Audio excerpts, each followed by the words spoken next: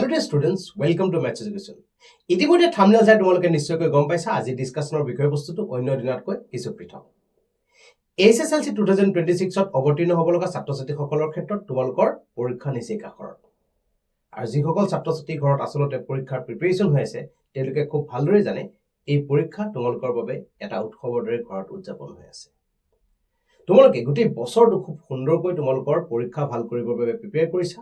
তোমালোকৰ লগে লগে তোমালোকৰ অভিভাৱকসকলে তোমালোকৰ লগত যথেষ্ট কষ্ট কৰিছে আৰু আমিবোৰ আমাৰ দৰে শিক্ষকসকলে তোমালোকৰ এই এটা ভাল ৰিজাল্টৰ বাবে আমি অপেক্ষাৰত।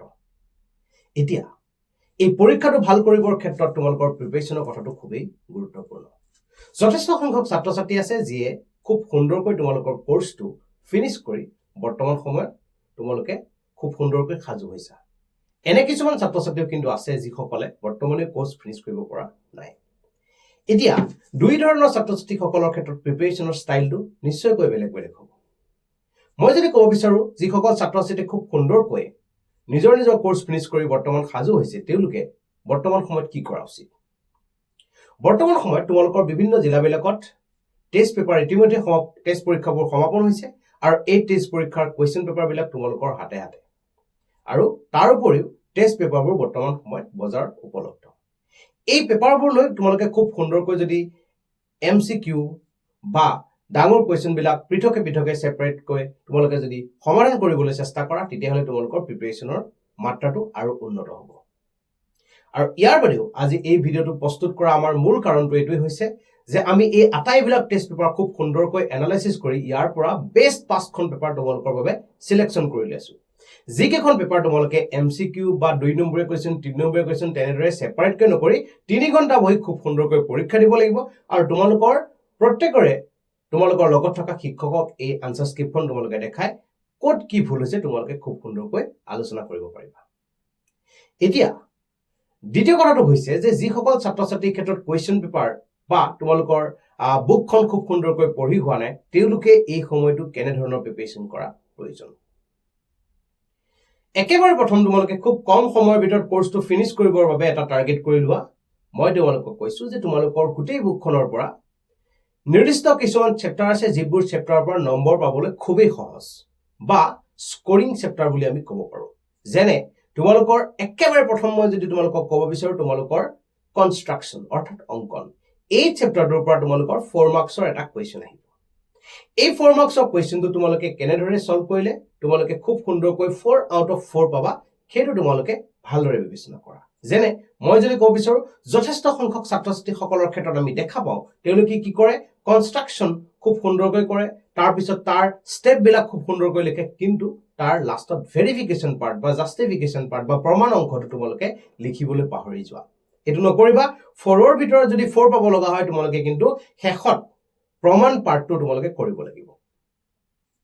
ইয়াৰ লগে লগে 2 নম্বৰ চেপ্টাৰ অৰ্থাৎ বহুপদ চেপ্টাৰটোৰ পৰা তোমালোকৰ 4 মাৰ্কছৰ এটা কোৱেশ্চন আহিব আৰু মই যদি কওঁ তোমালোকৰ বাবে কৈছো যে এই তোমালোকৰ এক্সাম্পল 8 তাৰ লগে লগে এক্সাৰসাইজত থকা √5/3 - √5/3 এনে ধৰণৰ প্যাটাৰ্নৰ এটা কোৱেশ্চন নিশ্চয়কৈ তোমালোকে দেখিছা। এই প্যাটাৰ্নৰ কোৱেশ্চন তোমালোকৰ এইবাৰ অহাৰ চান্স খুবেই বেছি। গতিকে এই ধৰণৰ কোৱেশ্চনবিলাক খুব সুন্দৰকৈ সলভ কৰা। এতিয়া তোমালোকক মই ক'লো 4 + 4 অৰ্থাৎ 8 মাৰ্কছৰ কথা। তাৰ লগে লগে তোমালোকক যদি কোৱা হয় তোমালোকৰ যথেষ্ট সংখ্যক ছাত্ৰ-ছাত্ৰীয়ে কিন্তু ট্ৰিগনমেট্ৰিৰ ক্ষেত্ৰত ভয় খাই পেলাই তোমালোকে বিপদত পৰা। ট্ৰিগনমেট্ৰি কথাটো বৰ্তমান কিছু সময়ৰ কাৰণে তোমালোকে সাইড কৰি ৰাখি তোমালোকে যদি চোৱা বৃত্ত চেপ্টাৰটোৰ পৰা তোমালোকৰ এক্সাৰসাইজ এক্সাম্পলৰ পৰা 2 নাইবা 3 আৰু এক্সাৰসাইজত তোমালোকে এনে ধৰণৰ এটা প্ৰশ্ন নিশ্চয়কৈ দেখা পাইছা সামান্তৰিকৰ বৃত্ত এটাক স্পৰ্শ কৰি থকা সামান্তৰিকটো এটা ৰম্বাস। এই ধৰণৰ কোৱেশ্চন এটা নিশ্চয়কৈ দেখা পাইছে। এই তিনটা কোৱেশ্চন তোমালোকে খুব সুন্দৰকৈ কৰি যোৱা। মোৰ মতে এই তিনটা কোৱেশ্চনৰ ভিতৰতে কোনোবা এটা কোৱেশ্চন অহাৰ চান্স থাকিব। এনে ধৰণে মই গোটেই কিতাপখনৰ পৰা খুব সুন্দৰকৈ এনালাইসিস কৰি লিখিবলগীয়া 45 মাৰ্কছৰ ক্ষেত্ৰত খুব সুন্দৰকৈ 5-6কৈ চেপ্টাৰৰ প্ৰতি কোৱেশ্চন মই বিচাৰি উলিয়াই এখন কমন কোৱেশ্চনৰ সিৰিজ প্ৰস্তুত কৰিছো যিটো তোমালোকৰ ইয়াত তোমালোকে ওলাই থকা এই লিংকটোত অৰ্থাৎ নামটো তোমালোকে গুগলত সাৰ্চ কৰিবা আৰু আমাৰ ৱেবসাইটত গৈ খুব সুন্দৰকৈ সেই পেপাৰখন তোমালোকে ল'ব পাৰিবা। এটা মিনিমাম এমাউন্টৰ এগেইনষ্টত আমি এই কমন কোৱেশ্চনখিনি তোমালোকলৈ ৰিলিজ কৰিছো।